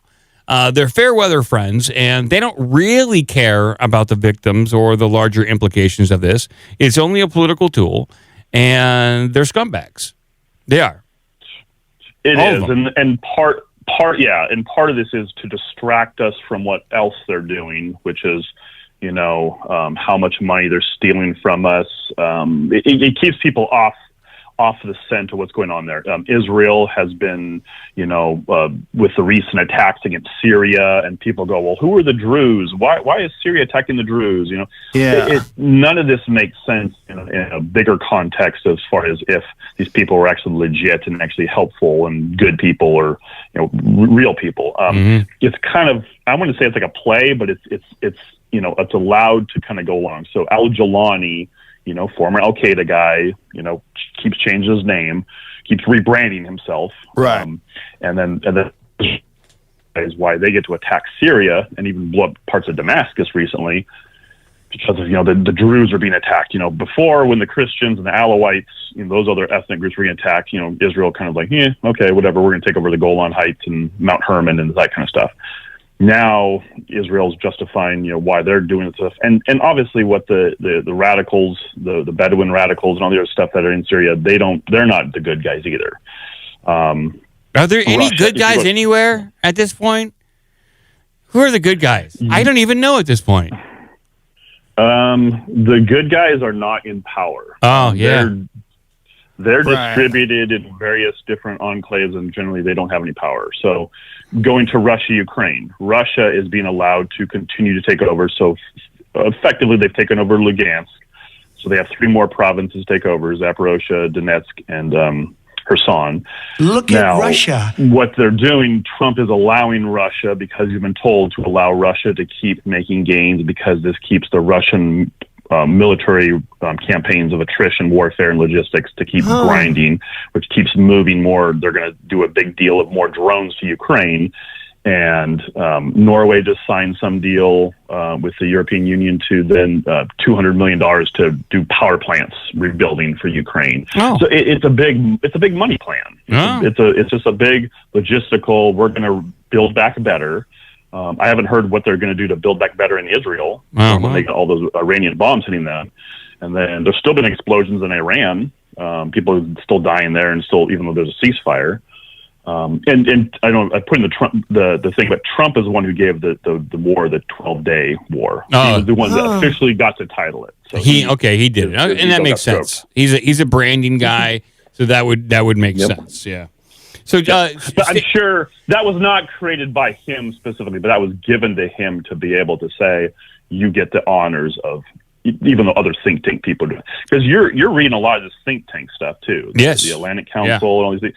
Yeah, the CFR, the Trilateral Coalition, these are the people that are actually working all this stuff. And now Comey's daughter getting fired, that's a scapegoat. Yeah. Now she did her job. She got Epstein off. She got Ghislaine Maxwell sent to prison. She got P. Diddy off, and then all of a sudden, now Trump finally fires her. Like the horse is already out of the barn. Oh, so well. This is a lot of these things where they're actually not doing this kind of stuff, and you're going to keep seeing these things, keep having the scapegoats, keep having the problems, and ultimately this means more war, more death, more destruction, more people getting abducted, more problems on the border, and nobody actually solving these issues. It's always about the symptom, not actually treating the disease. So it's all about distractions. Well, Stan, can you please leave us with some hopeful words or a message you can give to people to not leave them on such a down note? Yes. It's still the middle of the summertime, so you can go outside, get some vitamin D, enjoy nature, go walk in the grass and ground yourself, do some of that kind of good stuff. Maybe plant some plants, go for a walk. Let's do it. Yeah, enjoy life, eat something healthy, read some good books, and go out and have fun with your family and your friends. Okay. It's summertime. Go enjoy, and don't give in to the hate. Yes. Don't get sucked up into this. Don't be a hater. And utilize, like you were talking about with AI, use it for funny, good memes. That James Wood picture, that's excellent. Yeah, that's good. Excellent. I mean, that is the episode artwork right there. It all came in my dumb mouth, my big dumb mouth. Yes. And the final thing I'm going to leave with you is, so I'm looking into, and I've got a lot of people around me, they're all talking on the business side, you got to get into AI. This is on the health front. This is on the oil and gas front, various different things. So I've started looking into more and more. Like, we already automatically have Copilot at work, which is a Microsoft, free one. But I'm going to be more interested in getting involved in more of this AI stuff. And actually, I have. I will send you via email. I'll send you some lyrics for a Missing 411, the Hunted movie song. Please. And it's pretty much it's pretty much based off of Soundgarden's Black Hole Sun. So I just took that, the same kind of cadence and the amount of syllables per that kind of stuff. So it's based off of that. So I don't know, are you allowed to do stuff like that where you within AI use the exact same music background? Or the bed? I can figure it out. I don't know. Okay. I can do something with it. Yes. Yeah, send it in. Okay. I will get it done. So hold your taters. And if you can, in the next AI sound pack, the song which says like my wife's so angry. I don't know what you label that song. We called it, but when you're eating the food, the other person is walking to somebody else's house and start eating their food and taking a bath. I will see. I'll see. You know what? I'll see if I can find that one. You know. Okay. I know what you're talking about. You know how long ago it was? That was like, I don't know. I think you released it like 10 shows ago, something like that. Okay, I will take a Played it look a few times since then. I'll take a look and see if I can get it done. Thank you, Stan. We got to take one more phone call here before we move on to Cretchen. Yep. All right, later, guys. All right, bye. Bye. Stan's always coming in with topics, talking points, assessments, and unfortunately, not a lot of good news, but we'll take it, like Stan. We have time for one more call. We have, the number is 513. Well, I won't even be able to say it. Caller, you're on the air. Hey, Mike. It's Nick Huber from Wisconsin. Hello, hello. Hello. Can you hear me? Yeah, we got you. Can you hear us? Yeah, I got you. So I just want to, I'm at work. I got to be quick here. Yeah. My take on the Epstein thing is I think countries would collapse. The economy would collapse. I think so many people are implicated. I think that's why they won't release it, because it'd all be on Trump. Yeah. You're probably right. That's my thing. You're probably right. It is so massive, it's so big that it would reduce our standard of living. It would crumble the American empire as we know it, and our status as a superpower would be diminished, and people wouldn't take us seriously anymore. And it also could provoke, it just could start wars. It just really could start a war. So, yeah, and all the foreign countries implicated, you know, Israel, and all the other ones. That all may be true. I still think it should be released. You know? I do too. I do too. I think all the pedos should be held accountable. Yeah, they got to be. But hello, high water. Yeah, this is my third call. Can I get a G.I. Joe name? Yeah, where are you from? Wisconsin. I'm a welding supervisor. A welding supervisor. Okay. Yes, sir. Wow. So you're a welding guy. You're a metal guy. Let's see. Yeah. Let's see. Chris, do you have any ideas for when it comes to welding? Let's see. You just look up G.I. Joes, the backgrounds, you find one from Wisconsin welding. Wisconsin.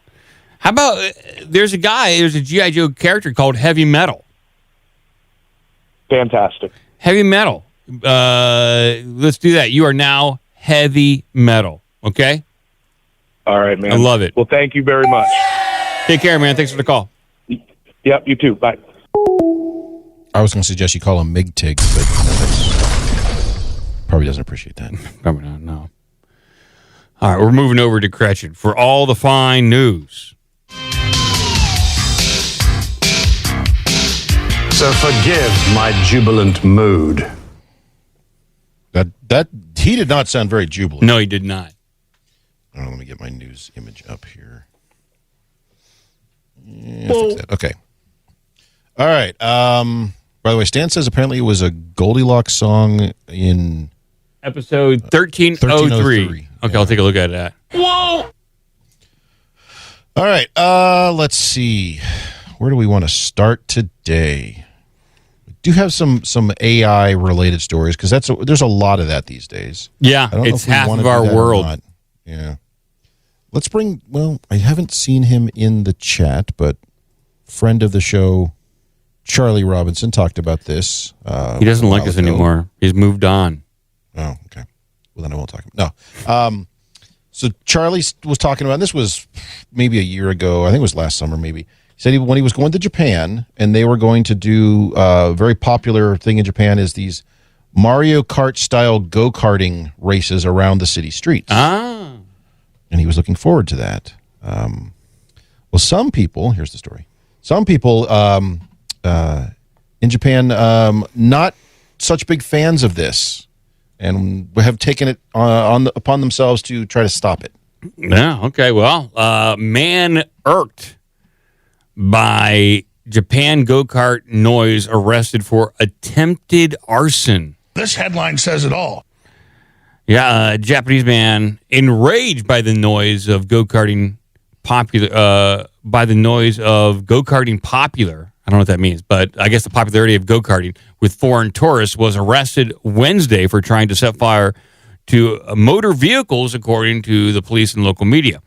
Go-karting is a popular sight in Japan, the birthplace of Super Mario, with tourists dressed up as the video game icon and other characters allowed to maneuver their way through the Tokyo streets. A 28-year-old Japanese man was arrested and charged with attempted arson, Tokyo police told the AFP. Police said the man was suspected of setting fire last month to waste on the premise of a Tokyo company that operated go-kart tours, with flames spreading to its parked go-karts. Nearby walls were also burnt, but the fire was quickly extinguished, police said. Public broadcaster NHK quoted the suspect as telling investigators that he was stressed out by the engine noise of the go-karts. And there's a picture on screen here of American tourists dressed up as their favorite Mario Kart character as they hold up traffic, produce noise, and are generally, I would say, bad tourists. You know? Well, and as it says, this is a popular thing. Charlie was talking about it a while ago. But there's, I guess, I don't think it's a loophole so much. They let you drive these in city streets with traffic. Horrible idea. And everyone loves doing that, and they set up little courses and things, not physically on the streets, but they set up like a route that you follow. And apparently it's very popular to the point where it does interrupt traffic flow. But then also this guy just hates the freaking noise of the little two-stroke engines racing past his house. And that noise too. Why wouldn't they move this to a dedicated track? Because Mario Karts have dedicated tracks. Like in the game Mario Kart, you're not racing around Tokyo. You're at a track. And primarily because if you think about it, these operators who have these little tours, they are not they don't have to build the track, so that's free. They just have to provide the carts and say follow this route, so it's cheaper that way. Oh yeah, that makes sense. You're not wrong. Having having this sort of thing on a fully kitted out, say, racetrack built out as Mario Kart sort of stuff would be great, but you're obviously limited where you can do that. Right. All right, so turn them loose in Tokyo. They're Tokyo drifting. That's what they're doing. Right. They are, yes, very much so. Well, let's see here. The go-kart operator received a letter in May threatening to set the go-karts aflame if engines are turned on after tomorrow. Oh, so he got a warning, like, hey, if you do this again, buddy, we're starting fires. And they did it anyways. So, all right. Well, yeah, you know what? Engine noise is pretty stressful. But as long as it's not happening after a certain time, I don't know how the laws work there in Tokyo when it comes to public nuisance or noise ordinances. But here in America, and most local communities have their own set of like, hey, you can't have loud noise or concerts after 11 p.m. outside. You got to be respectful of your neighbors. Maybe it's even earlier than that in some communities. So I'm surprised Tokyo doesn't have something like that. But big city, how can they really regulate engine noise where there's cars going past all manner of day? All manner of night. I put a link in Carrot Shop to one of the most popular. See if I can cut this out. One of the most popular companies to do this. Their website is ridiculous. Here is the embedded video. If you want to just bring that up, it's got just background. The background music is just copyright stuff. If you want to mute that, but you can see what they're doing here. These are literally driving through city streets with traffic. I wonder what it would look ridiculous. Like. What it would look like. Andre the Giant in a Mario Kart in Tokyo racing Hulk Hogan and James Woods. And is James Woods still in his spacesuit? Yes. James Woods still in a spacesuit racing Andre the Giant in Mario Kart. Me to do that while I'm trying to do other things. That's too, correct. So. Yeah, I'm challenging you. I'm testing your abilities here. That's for damn sure. But I'm looking at this article right here. Yeah, they got quite the industry here, and it looks like Nintendo has a lawsuit on their hands. Not unless Nintendo's getting some kickback here. Well, they're going to skirt the line as far as they can, as far as the branding on it. You're not dressing up as Pokemon. You're dressing up as Poke-Dude. And you're not dressing up as Mario. You're dressing up as Dan the Plumber, who also has a mustache and a red hat. That's Dan, not Mario. Yeah, we can rent this. Charlie didn't do this. I don't think he didn't go through with this. So where he didn't? Oh, well, I don't know. If he did, I didn't see pictures. If there's pictures, I want to see pictures. He was going to Japan, so they were excited about doing the Mario Kart. Hopefully he did it. I want to see Charlie do this. If not, he's got to go back to do this. Looks fun. I would do this, even though I know I'd be annoying some Japanese guy, and I could be set aflame. I would still do it. I would still risk life and limb to race in a Mario Kart in Tokyo. The second link I put in Carrot Shop is the embedded video. If you just want to see this in action, like I said, kill the audio because it's just copyright music. Yeah. There they are. They're having a lot of fun there. This looks like a lot of fun in Tokyo. Well, I'm sure that's why it's popular, but it's apparently aggravates the locals as you race through city traffic. Yeah. But it does look like a lot of fun just to drive around Tokyo with it. What a unique way to see the city. Or to see the backs of other cars. Yeah. Still. And there's Stan Lee right there. Why is Stan Lee giving a dissertation on this? Is like a Mario Kart thing. Stan Lee's Marvel. We're getting some kind of superhero crossover here? Did you not know that Stan Lee invented Mario and Luigi as minor characters for some bullshit comic years ago? No, I want to see what Stan Lee's saying right here. He is telling you, you've got to try Streetcar Tours. It's terrific. Excelsior. Oh, they made him do this. This is when Stan Lee was being abused as an elder. Yeah, by his like live-in girlfriend or something. Yeah, I think this is what they talked him into doing. He's an old dude, and they were forcing him to sign autographs. And I believe they forced him to do this. He said Excelsior, though. That is his catchphrase. So I don't know. Yeah. Well, that was a terrific deep dive into Mario Street Kart racing. Let's see what else you got, Crasher. The dark world of Mario Street Karts in Tokyo. I'm not really happy with this one here, but here's the current version of what your request. Okay. Not bad. Okay, not bad. James Wood is leading the pack in the James Wood versus Hulk versus Andre Giant in Mario Karts in Tokyo. Not bad. Okay. All right. Well, let's bounce out and pick up something else here.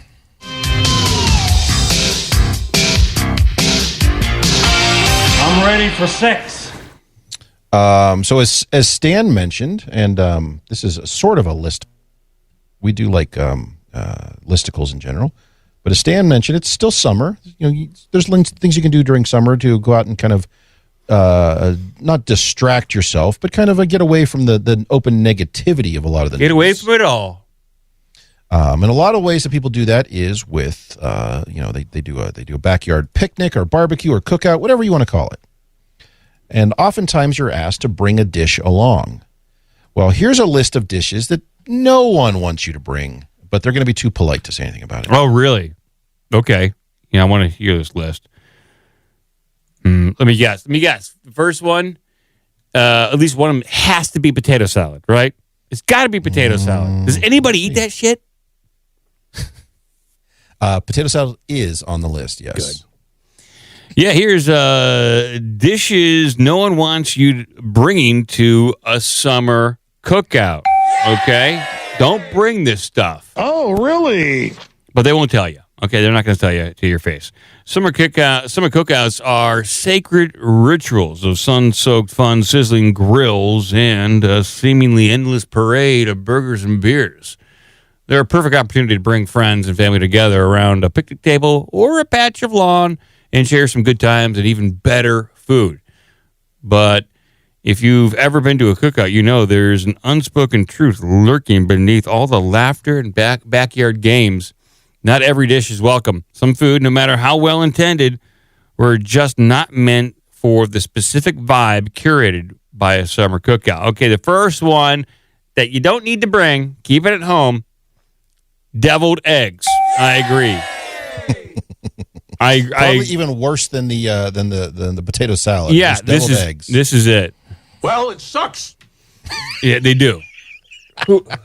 Well, no, I like deviled eggs, but a cookout, you're just going to put those out on the table outside in the sun with flies all over and just let them sit there for a few hours? No.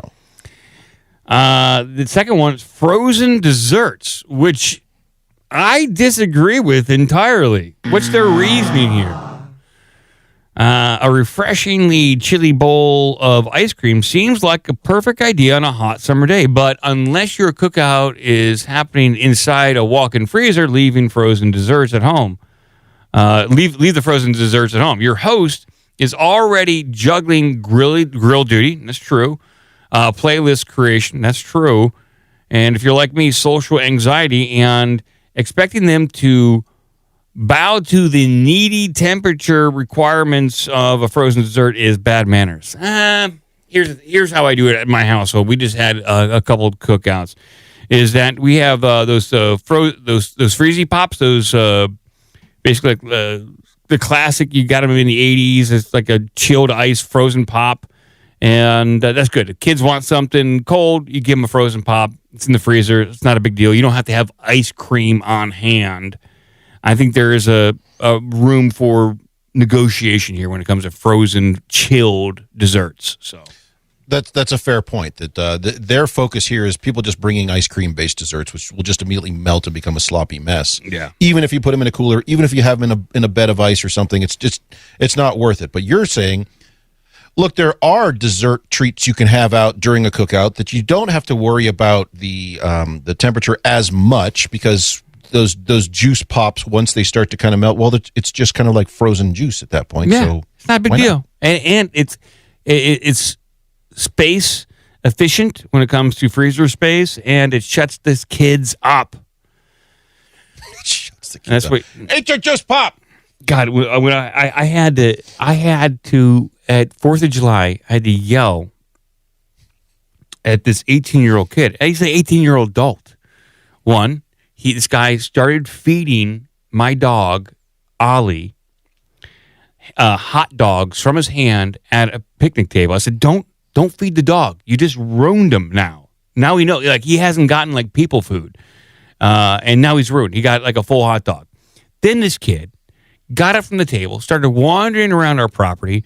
I saw him chasing chickens. I was like, dude, don't fucking chase the chicken. I didn't swear. I said, don't chase the chickens. Don't scare them. You're going to scare them into the woods. You know what's in the woods? Foxes and predators and shit like that. And if you're scaring them, they're not going to want to come back out and go home. And so he's like, okay, sorry. I was like, come on. Like, you're 18 years old. Then he went inside. I saw him feeding the dog again. I said, don't fucking feed the dog. Stop feeding the dog. And then my wife saw this 18-year-old feed our dog a chocolate chip cookie. And it's like, you can't give these dogs chocolate. Yeah, I know a little bit of chocolate's not going to kill him, but now he's going to have a taste for it. And I was like, God damn it, just have an icy pop and leave me alone. Is this kid, was he special in the head or just a moron? I think, honestly, he does not want to follow instructions. He's smart. He just graduated high school with certain honors. Like, he got grades. Smart kid. He just did not want to follow instructions. He claimed it was ADHD or ADD. I don't think so. Bullshit. I think he was just being an asshole. I think he's just straight up being an asshole. Is this a relative's kid or a friend's kid? Because if it's the latter, you can just never invite them again. Family friend. Good. Then, yeah. Exclude from all future family activities. I can't have this. So, by the way, I do have a fixed James Woods image. Oh, great. Let's see what James Woods. Let me kick the image feed right here. Oh, wow. I like that one. Yeah. There we go. It's really good. I like that one. Oh, geez. We have so many options for the album artwork here. James Wood, Hulk Hogan, Andre the Giant does not look pleased to be in third in the Mario Kart race, but well, he's having trouble keeping up. He is a big man. Well, when it comes to the third dish that you don't even think about bringing this to a cookout is a green salad. I agree. Someone's going to do it. My wife makes salad for our cookouts, and it goes untouched. People just go to the burgers, they go to the brats, they go to the meat, and the salad that she spent so much time on, it basically goes untouched. She put all this time and effort into a salad, and no one cares. Number 4, pre-cut fruit. Bringing pre-cut fruit to a cookout feels like a thoughtful, health-conscious move. You imagine yourself setting down a rainbow of melon cubes and strawberries, offering a beacon of refreshments among the rib and chips. But in reality, you're serving up one of the most notorious bacteria traps in the entire grocery store. Yeah. If anyone's never had, when you were growing up, had a parent yell at you about this, don't buy those the pre-made salads and pre-cut fruit that you get at the grocery store, like right inside the door. It's like those, what do you call it, the impulse buys? Yeah. The convenience buys. Don't buy those. You're going to get sick, and you get to spend a few days off of work blowing your ass out. Yeah, you eat that stuff, it's not good. Look at this shit. Yeah, basically.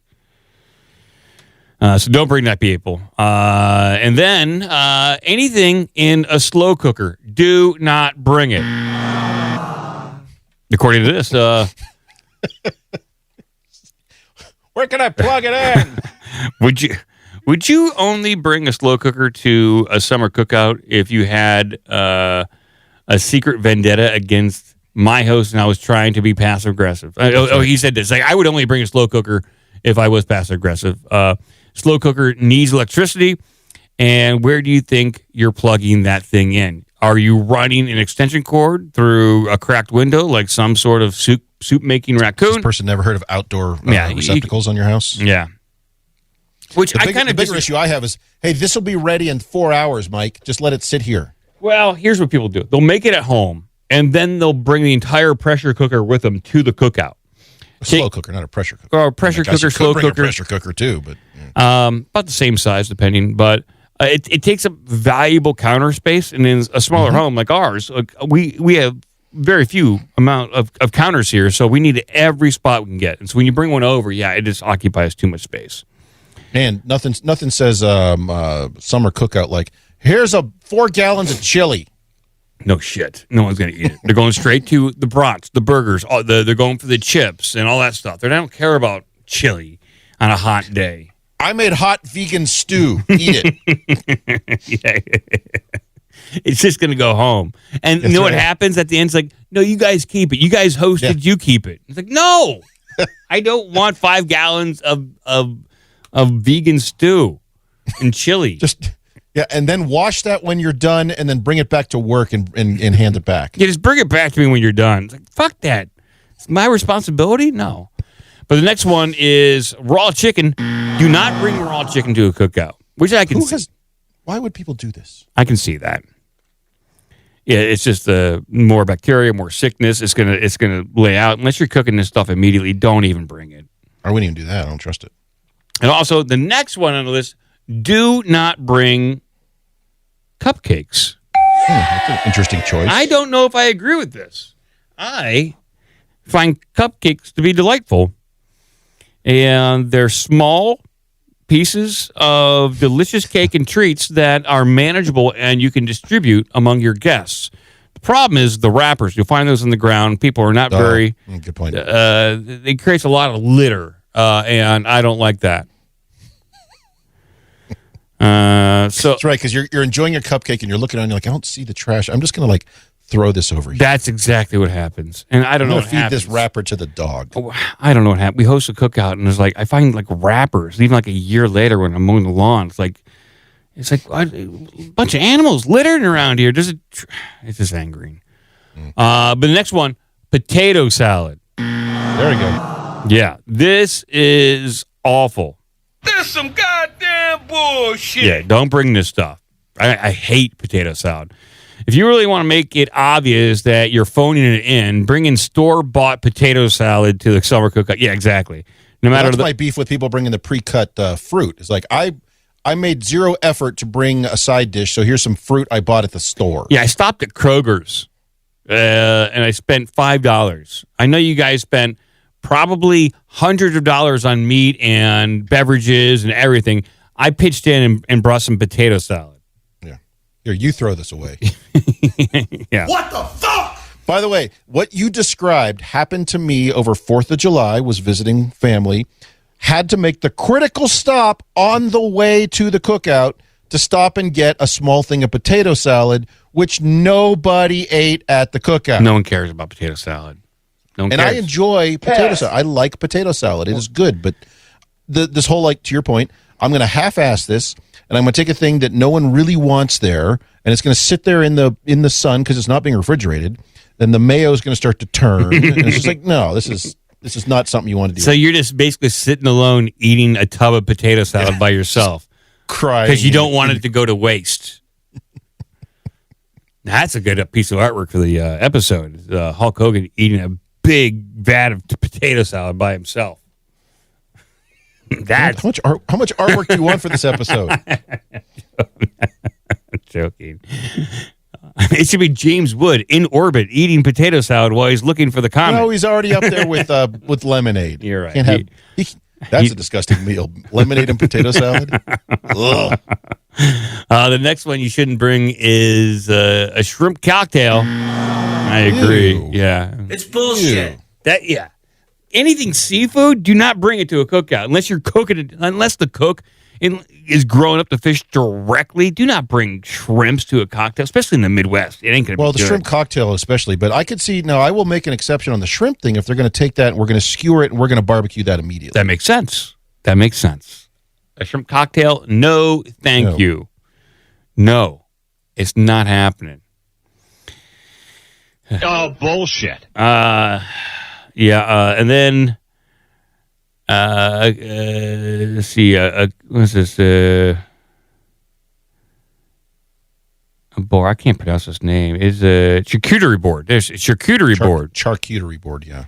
Which I disagree with, but I'll read their I'll read their explanation here. A charcuterie board might be the crown jewel of an indoor diner's party, but no, never.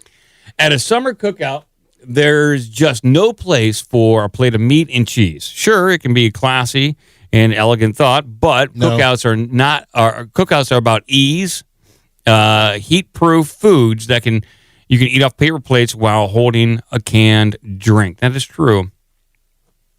Even the hardiest of cheddar How will are you start eating sweating. something off of a paper plate while you're holding a can? It's tough. It's very, like, you eat off the paper plate. You just hold the paper plate up to your mouth. You just dump the paper plate? Yeah. I'll dump the burger to my face. Basically use the paper plate as a bun and eat around the paper plate. Ugh.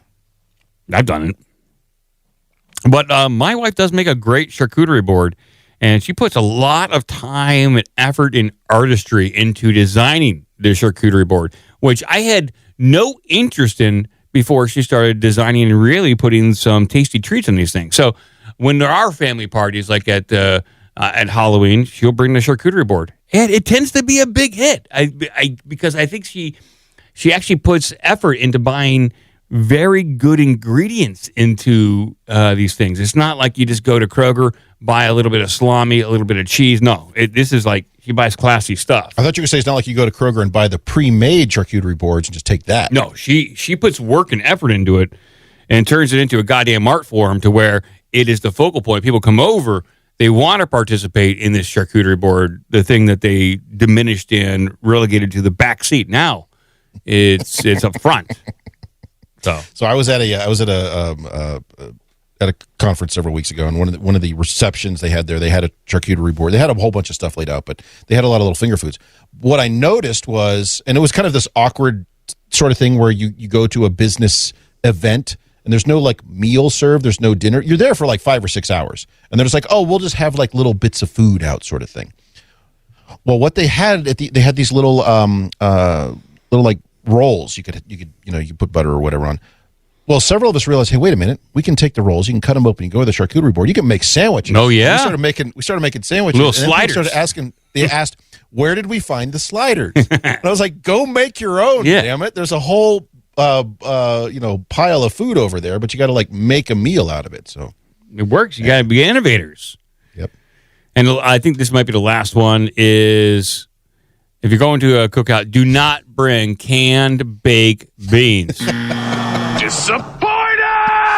Oh, thanks for bringing the canned baked beans. Who gives a shit? Who gives a fuck? Well, actually, the advantage of this is you can say, "Oh, I'll take it." You take it in the kitchen. You just put it in your pantry. Yeah, exactly. That's the one thing.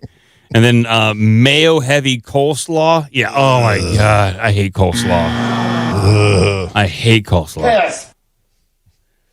Yeah, someone in the chat, I think Kay said, "Let's just bring nothing to the cookout." Exactly. Don't bring anything. Okay, please. That's kind of it. Bring some chips. Bring some drinks. That's easy stuff. Yeah.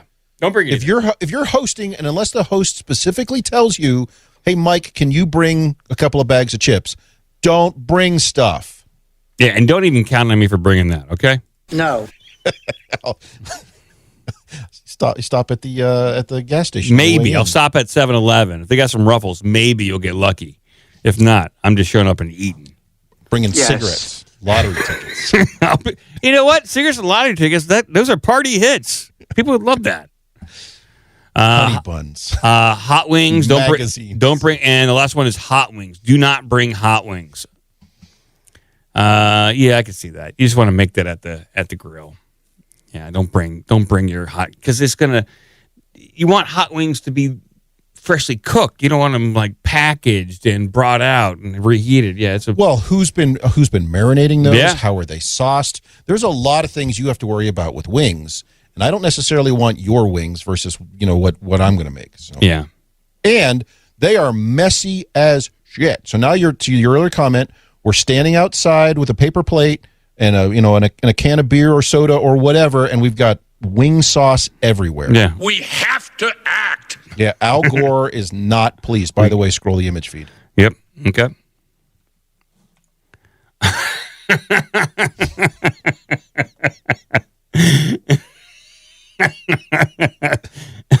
It's an image of Hulk Hogan eating a tub of potato salad by himself, and he's crying while there's families in the background having a delightful time at a great grill. Time at their barbecue. That's right. He is not having a good time. Poor Hulkster. He's just like, he brought the potato salad, and so he feels obligated not to waste it. That's right. And so he's just he's eating it. Hulk, you brought that, you eat it. I've never been here before. There's no Hulkamaniacs here. And no one's going to help you out with this. No. Where am I? Nope. There are no Hulkamaniacs there to help him eat this giant tub of potato salad he brought. Ah! What is this place? Oh, God. Okay. Well, there's your choices of artwork. I'll let you figure it out. I don't know. I wish I could do them all, but we can't. You got James Woods in space. You got Tokyo Drift, Mario Kart racing. Yeah. And you Hulk Hogan bringing the wrong thing to the summer barbecue. Yeah. Well, thank you, everyone, for hanging out for the episode 1311. Thank you. Yes, we covered a lot of topics. Hopefully, everyone learned something. Had a laugh or two, maybe. We'll see. You'll let us know in the comments.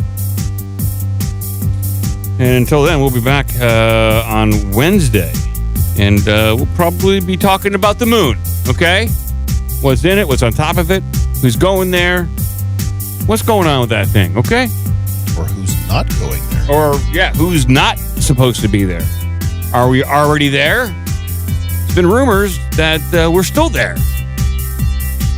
Yeah, they had a guy, who was it, the Assistant Secretary of Defense? Yeah, he's like, hey, we got Army guys there. I just talked to a guy in the moon the other day. I talked to my moon guy. We just keep sending them up a freeze-dried potato salad. They hate it. Like, stop sending us this. Stop sending us this stuff. You're making us angry.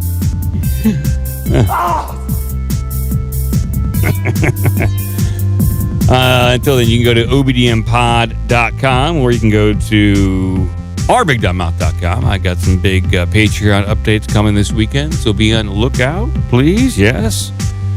And until then, you can hop in to the Discord for $1 a month. Joe and I were going back and forth. Joe was giving a little update what's going on with him. He got into a pretty big bike wreck. Not like a motorbike wreck, but a bicycle wreck out on his ride. He damn near almost died when some drunk homeless guy hit him on another bike. I missed that. I saw him talking about his injuries. Yeah. And also, for those of you who missed Joe and want your Joe updates, as little as $1 a month, you can join the Discord and you can find out what's going on with Joe. Yeah, I'll be talking to Joe. I'll see if he'll come back on and maybe do a phone call with us in the next episode or two, just to kind of give an update and get his opinions on the world. He can call in. He doesn't have to be on the show for a long time, but maybe 15 minutes here and there. Love to hear from him. So. Well, there's a lot going on in the world. I'm interested in his take on some of this stuff, too. I agree. But until next time, thank you, Cratchit. Thank you, everyone. Shabla-goo. Keep watching the skis, people. It's too hot out there. Stop bringing potato salad to the barbecues. I'll tell you what, $1,000 for Hulk Hogan.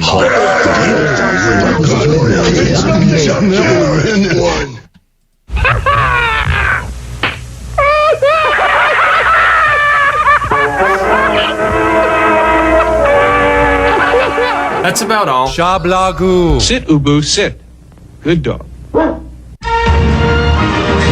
Until next time, take care of yourself and each other. Until next week. Nanu. Nanu.